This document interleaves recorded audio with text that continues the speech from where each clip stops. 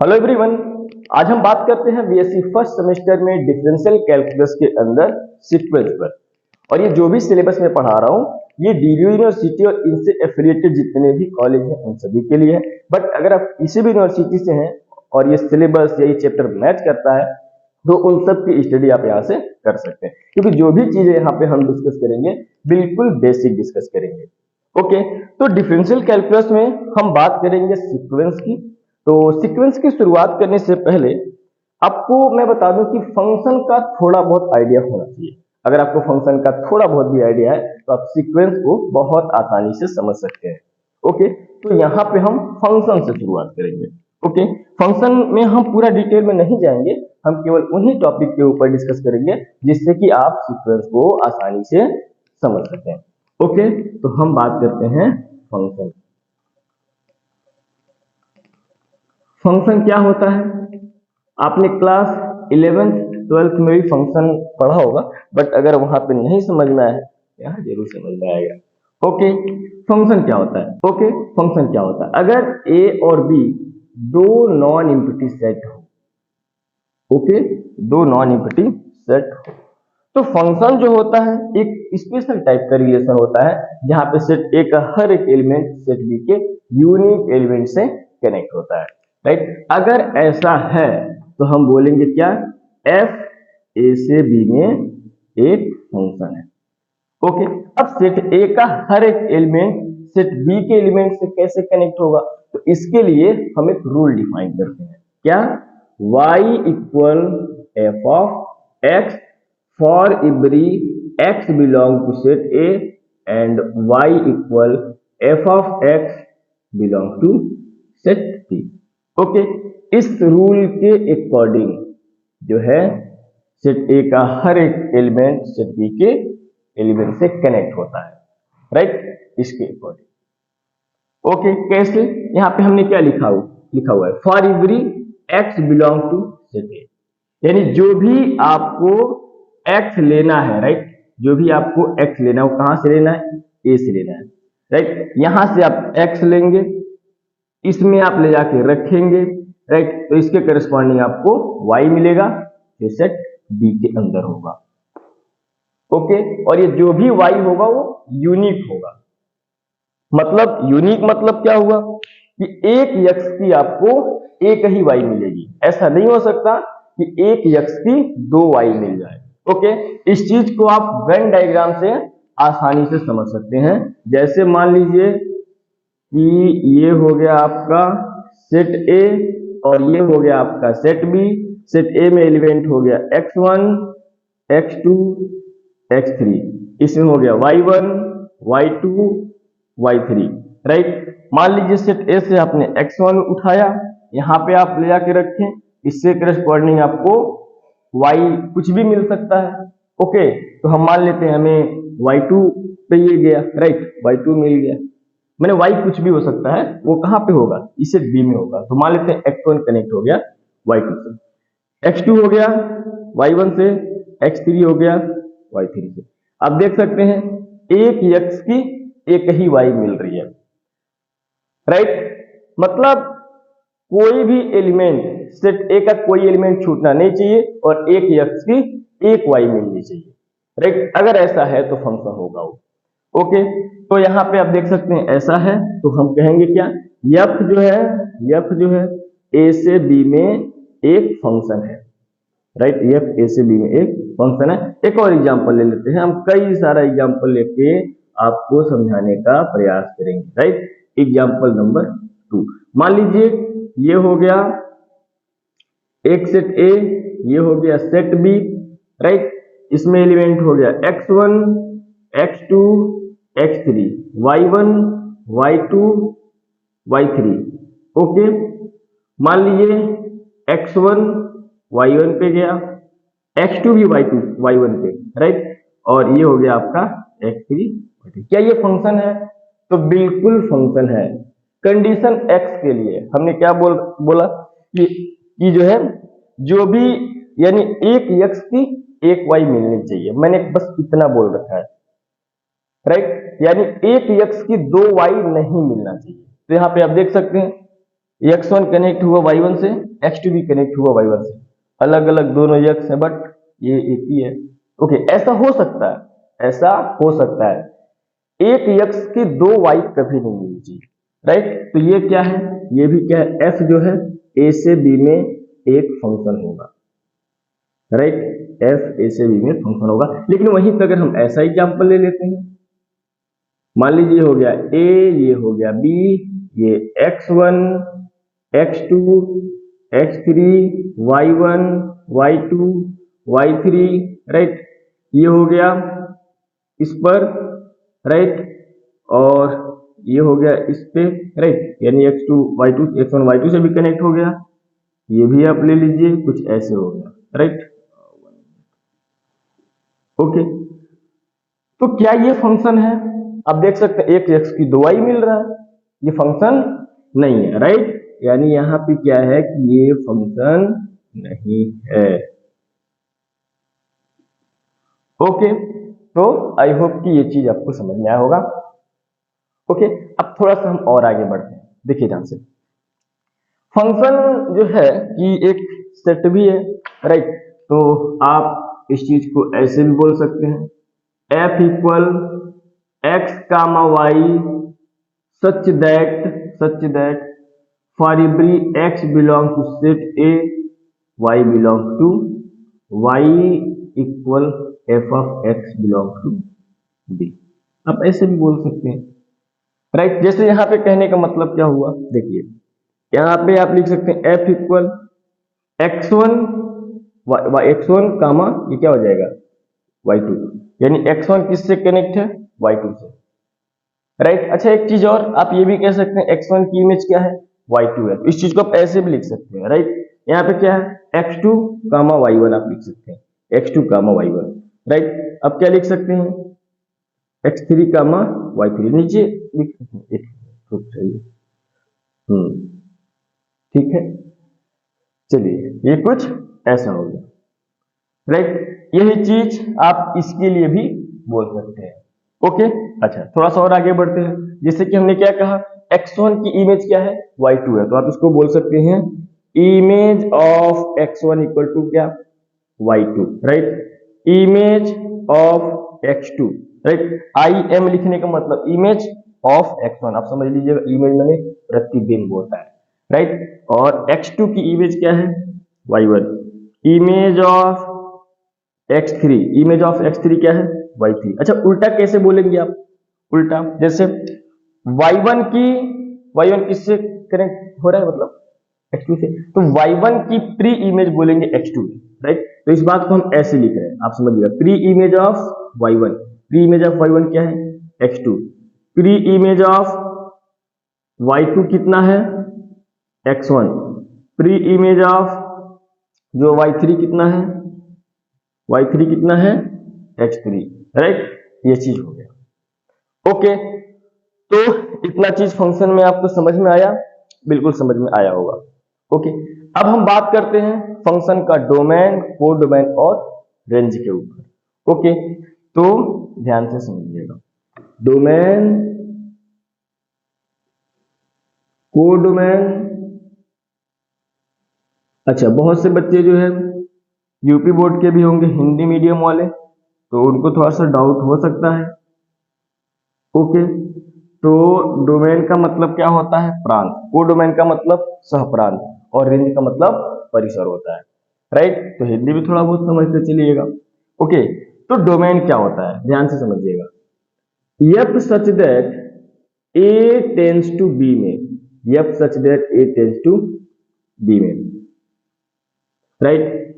क्या होता है यहां पर, ये जो सेट ए है, राइट, ये जो सेट ए है इसको बोलते हैं हम लोग डोमेन, क्या बोलते हैं, domain.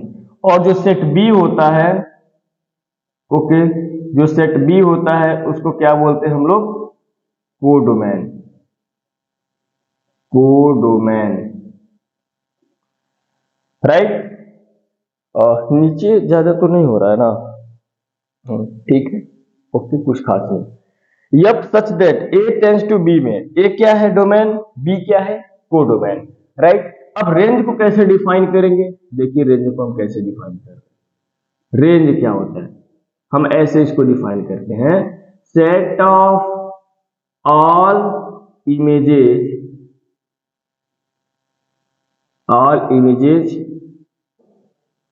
of the elements in the domain। अब तो समझ में आ गया होगा मैं कहना क्या चाह रहा हूं,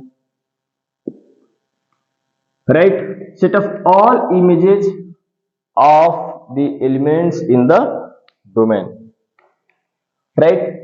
यानी कि डोमेन में जितने भी एलिमेंट्स हैं, बात समझिएगा, डोमेन में जितने भी एलिमेंट्स हैं उन सब की इमेज का सेट जो होगा वो क्या कहलाएगा? रेंज कहलाएगा। जैसे इस वाले में ये पूरा क्या हो जाएगा? ये जो है रेंज, राइट, ये हो गया रेंज। ओके, ए सेट क्या हो गया? डोमेन। बी सेट क्या हो गया? वो डोमेन। यहां पे आते हैं, ए सेट डोमेन, बी को डोमेन, और ये वाला जो है ये क्या कहलाएगा?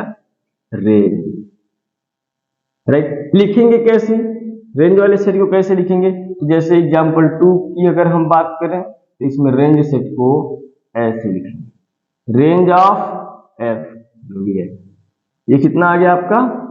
y1 y2, राइट, y1 कमा y2। ओके, तो आई होप कि इतना चीज जो है कि आपको फंक्शन में जानकारी होना चाहिए, राइट। इतना आपको आइडिया होना चाहिए फंक्शन के सीक्वेंस को समझने के लिए, राइट। अब इसके बाद हम बात करते हैं सीक्वेंस पे। अगर आप इसके बाद सीक्वेंस जो है आसानी से समझ सकते हैं। ओके, इसको क्लीन करते हैं हम लोग।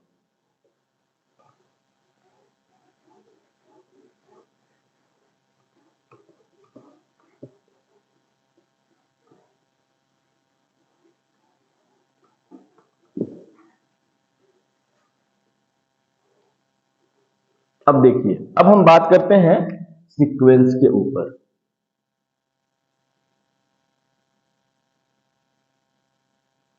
Sequence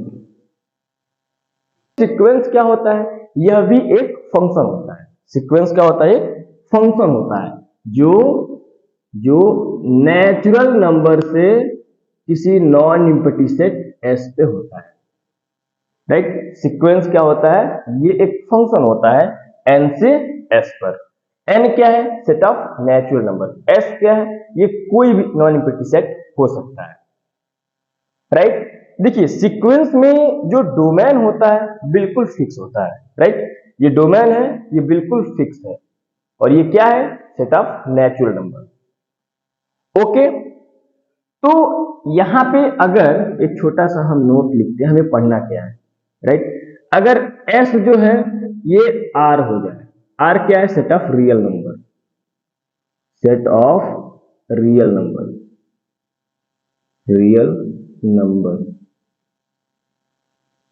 right. आर क्या? Set of real number. तो एफ जो होगा वो कुछ ऐसा हो जाएगा, N tends to are. Okay, तो ये जो फंक्शन होगा, राइट, ये क्या कहलाएगा? Real sequence, right. और हमें जो है कि रियल सीक्वेंस ही पढ़ना है, राइट। हमें टोटल रियल सीक्वेंस की बात करनी है। ओके, तो हमने क्या बोला? फंक्शन, हमने क्या बोला? सीक्वेंस क्या है? एक फंक्शन होता है। ओके, अब जैसे हमने ए से बी पर अभी जस्ट हमने क्या किया था? फंक्शन में एक रूल डिफाइन किया था, ठीक उसी तरीके से एन से आर पर हम क्या करते हैं? एक यहाँ पे रूल कुछ ऐसा डिफाइन करते हैं, फॉर एवरी कुछ ऐसे, f of N equal x n for every n belongs to capital N, and यहाँ पे f of N equal x n belongs to are. Okay, यहाँ पे हमने मान लीजिए कुछ ऐसा यहाँ पे डिफाइन किया हुआ है। अब ऐसा कहने का मतलब क्या हुआ? यहाँ पे मैं क्या बोल रहा हूँ? For every n belongs to capital N, right. और fn equal xn belong to r, मतलब कि यहाँ पे जो भी n रखा जाएगा वो यहाँ से लिया जाएगा और इसके करस्पॉन्डिंग जो आएगा वो r के अंदर आएगा। वो कहाँ से, मतलब जैसे यहाँ पे आप रख लिए, राइट, n की वैल्यू आप यहाँ रख लिए, यहाँ से उठा के यहाँ आपने रखा, तो जो भी रिजल्ट आएगा, जो भी होगा वो इस r के अंदर आता होगा। मतलब समझ गया फंक्शन में, अभी जस्ट मैंने समझाया। ओके, तो अब जैसे मान लीजिए इस चीज को अगर हम वेन डायग्राम से समझें, राइट, वेन डायग्राम से मैं इसलिए ये बता रहा हूं ताकि सीक्वेंस को डिनोट कैसे किया जाता है, राइट, वो चीज आप आसानी से समझ जाए। जैसे मान लीजिए ये हो गया हमारा n और ये हो गया r। ओके, आपने यहाँ पे 1 रखा, जैसे यहाँ पे हो गया 1 2 3 एंड सो ऑन। ओके, मान लीजिए आपने यहाँ पे 1 रखा, 1 उठाए, 1 रखा, ये क्या आ गया x1, राइट। तो यहाँ पे आप क्या लिख सकते हैं x1। ठीक उसी तरीके से 2 रखेंगे तो क्या मिलेगा x2, 3 रखेंगे तो क्या मिलेगा x3 and so on, right, कुछ इस तरीके से। तो ये हो गया कुछ ऐसे कनेक्ट, ये हो गया कुछ ऐसे, ये हो गया कुछ ऐसे। ओके, ऐसे सारा मिलता जाएगा। बात पूरी समझिएगा, डिटेल में मैं यहाँ पे बता रहा हूँ। ओके, तो आप इस चीज को, जैसे मैं क्या बोला कि फंक्शन एक सेट है, राइट, तो यहाँ पे आप चाहेंगे तो इस चीज को, जो पूरी चीज को, इस पूरी चीज को जो मैंने बोल रखा है, इसको आप ऐसे ही बोल सकते हैं, क्या, f इक्वल आप बोल सकते हैं x कामा, सॉरी, n कामा, राइट, n कामा, आप f ऑफ n ऐसे लिख सकते हैं, या फिर आप इसको ऐसे भी बोल सकते हैं, राइट। चलिए f ऑफ n आप ऐसे बोल सकते हैं, सच दैट क्या, for every n belongs to capital N, n क्या है नेचुरल नंबर है, राइट, और यहाँ पे x f of n belongs to r, right. यानी कि जो है कि इसके करस्पॉन्डिंग अगर आप चलें तो आप यहाँ पे क्या बोल सकते हैं, f इक्वल, जैसे आपने क्या यहाँ पे हो गया 1, और यहाँ पे जब आप रखेंगे f1, तो f1 जो होगा इसकी वैल्यू क्या है x1, तो आप इसको ऐसे लिख सकते हैं x1, राइट। यहाँ पे क्या लिख सकते हैं आप 2x2। आपको ये थोड़ा सा डाउट होगा कि यहाँ पे 1 रखेंगे तो यहाँ पे f1 बनेगा, अब f ऑफ 1 कितना हो जाएगा, तो वो चीज आपको यहाँ से पता चलेगी, f ऑफ 1 क्या हो जाएगा x1 हो जाएगा, राइट। मतलब इसके अनुसार अगर आप चलेंगे तो आप क्या बोलेंगे, ये बोलेंगे सर हमने n की जगह पे n उठाया 1 रखा, ठीक है, तो यहाँ पे भी आप रखेंगे तो क्या हो जाएगा f1, राइट, और यहाँ पे जो है क्या हो जाएगा 2, तो क्या हो जाएगा f2, ऐसे। तो f ऑफ 1 कहाँ से मिलेगा, तो f ऑफ 1 इक्वल, जब यहाँ पे 1 पुट करिएगा तो यहाँ भी 1 पुट करिएगा, राइट, तो ये कुछ ऐसे हो जाएगा, x1, तो f ऑफ 1 की जगह पे आप क्या रखेंगे x1, f ऑफ 2 की जगह पे x2, मैं वो चीज यहाँ पे डायरेक्ट लिखा हूँ, राइट। तो यहाँ पे क्या हो गया है, ये हो गया कुछ ऐसे 2 3 क्या हो जाएगा x3 and so on, right. अब देखिए ध्यान से, f एक सेट है, अब सेट है तो इसके एलिमेंट्स को आप जिधर मर्जी उधर रख सकते हैं, इसमें नो डाउट। ओके, यहाँ पे एक चीज आप देखते हैं कि जो डोमेन है उससे फिक्स कर दिया गया है, सीक्वेंस में जो डोमेन है उसको बिल्कुल फिक्स कर दिए, आप उसको चेंज नहीं कर सकते हैं। ओके, तो यहाँ पर क्या है 1 की इमेज x1, 2 की इमेज x2, या फिर आप ऐसे बोल सकते हैं x1 की प्री इमेज क्या है 1, x2 की प्री इमेज 2, x3 की प्री इमेज 3। हम यहाँ पे कर क्या रहे, जितने भी प्री इमेजेस मिल रहे हैं उन सबको हाइड कर देते हैं, राइट, उन सबको हाइड कर दे रहे हैं। तो यहाँ पे कितना हो गया, सबकी प्री इमेज को हमने हाइड कर दिया, तो यहाँ पर क्या हो गई x1 x2 x3 and so on, ऐसे मिल जाएगा आपको। क्यों हमने हाइड कर दिया, क्योंकि डोमेन फिक्स हो चुका है, उसमें तो कोई चेंज होगा नहीं, राइट, सीक्वेंस में डोमेन फिक्स है, उसमें कोई चेंज होगा नहीं। तो हम क्या कर रहे हैं ना, जितने भी डोमेन के एलिमेंट सब मैंने हाइड कर दिया। इसमें ये एफ सेट है तो इधर के उधर कहीं भी एलिमेंट रख सकते हैं, बट जैसे ही आपने इनके प्री इमेजेस को हाइड किया 1 2 3 सबको हाइड कर दिया, तो ये चीज हमें ऐसा दिखने लगेगा। तो इसमें आप एलिमेंट्स आप इधर उधर नहीं कर सकते, ये प्लेस डिपेंडेंट होता है, राइट। तो यहाँ पे जो भी ये चीज आप देख रहे हैं ना, ऐसे जो हमें मिल के आ रहा है, राइट, ऐसे जो हमें मिल रहा है, ये क्या कहलाएगा, ये एक सीक्वेंस के टर्म होते हैं, राइट, x1 x2 ये सब क्या है सीक्वेंस, राइट। तो यही हमारा क्या है, ये सीक्वेंस है। बात समझ में आ रहा है? सीक्वेंस क्या है? एक फंक्शन है, तो फंक्शन है तो आखिर उसको रिजल्ट या जो भी चीज है वो कैसे आता है, कैसे लिखा जाता है, तो वो चीज ऐसे यहाँ पे। बात समझ में आ रहा है? सीक्वेंस ने एन से आर पे, रियल सीक्वेंस एन से आर पे फंक्शन होता है, राइट। तो यहाँ पर पूरा डिटेल में हमने एक्सप्लेन किया। ये जो रिजल्ट यहाँ पे आ रहा है आप देख सकते हैं, ओके, ये सभी क्या है? टर्म है, राइट। ये पूरा क्या कहलाएगा? सीक्वेंस, जो एन से आर पे है, और ये अंदर जो दिख रही है सीक्वेंस के क्या है? टर्म है, राइट। तो ये क्या हो गया हमारा? ये एक सीक्वेंस होता है, राइट। अच्छा, यहाँ पे क्या होता है ना, ये प्लेस डिपेंडेंट होता है। मैंने बोला अभी जस्ट कि आप ऐसा नहीं कर सकते x1 को इधर, x2 को इधर, या किसी को भी इधर उधर नहीं कर सकते, क्योंकि ये सब क्या है? ये सब क्या है? इसके थोड़ा सा और पीछे जाइएगा तो आप देख सकते हैं x1 x2 x3 सब क्या है? डोमेन के जो भी एलिमेंट है वो सबकी इमेज है। तो हमने प्री इमेज को क्या कर दिया है? गायब कर दिया हुआ है, ऐसे मिल गया। ओके, तो आप सीक्वेंस को जो है कि आप डिनोट ऐसे भी कर सकते हैं। देखिए यहाँ पे एक चीज मैं आपको बता दूं, थोड़ा सा मैं जो कि एक भी डेफिनेशन वगैरह मैं नहीं लिख रहा हूँ सीक्वेंस की, ओके, जो भी चीजें, तो ये चीज मैं इस वीडियो के डिस्क्रिप्शन बॉक्स में नोट जो है मैं डाल दूंगा, वहां से आप डाउनलोड कर लीजिएगा और अच्छे से आपको समझ में आ जाएगा। वैसे यहाँ पे मैं पूरा लैंग्वेज जो भी इसका मैं पूरा डिटेल में एक्सप्लेन कर दे रहा हूँ, ओके। नोट्स बनाने की कोशिश आप यहाँ से भी कर सकते हैं, बट नोट्स मैं ऑलरेडी दे दूंगा, उसके लिए परेशान नहीं होना। ओके, तो सीक्वेंस को हम डिनोट कैसे करते हैं? ऐसे डिनोट करते हैं, एक्सएन, राइट। यहाँ पे आप देख सकते हैं ये जो भी है, राइट। या फिर आप लिख सकते हैं इसको एफ एन भी आप लिख सकते हैं। अच्छा, एक चीज और, अलग अलग किताबें अलग अलग तरह से लिखती हैं, तो इसमें जो है ना आप कंफ्यूज मत होइएगा। जैसे हम एक्सएन लिखा हुआ है तो एक्सएन की जगह पे आप एफ एन भी आप ऐसे लिख सकते हैं, राइट। तो यहाँ पे क्या हो गया? इस तरह से भी डिनोट किया जाता है, ओके, ऐसे भी डिनोट किया जाता है, ओके। तो इसमें जो है कि आपको परेशान होने की जरूरत नहीं है, आप लैंग्वेज जो भी है उसको आप अच्छे से क्लियर करके रखिए, ओके। अलग अलग किताबें अलग अलग तरह से लिखती हैं, ओके। जैसे हमने क्या बोला, एफ मैंने एन से आर पे बोला हुआ है, तो किसी किताब में ऐसे बोला जाएगा, ए एन से आर पे ऐसे बोला जाएगा, राइट। इसके करस्पॉन्डिंग हो सकता है जो रूल कुछ ऐसा डिफाइन हो, a n equal to a n, right, for every n belongs to capital n, okay, ऐसा बोला जाएगा। कोई कोई किताब ऐसे लिखेगा, ऐसे, राइट। तो यहाँ पे ऐसे कोई जरूरी नहीं है कि ये ऐसा ही लिखा जाएगा, राइट, हो सकता है कुछ अलग तरीके से भी हो, ओके। तो इसमें आप बिल्कुल भी घबराइएगा नहीं, राइट। आप केवल जो सीक्वेंस की डिफिनेशन क्या कह रही है, लैंग्वेज क्या कह रही है, उसको आप अच्छे से समझे रहेंगे तो ये किसी भी तरीके से लिखा रहे सबका एक ही से होता है, राइट।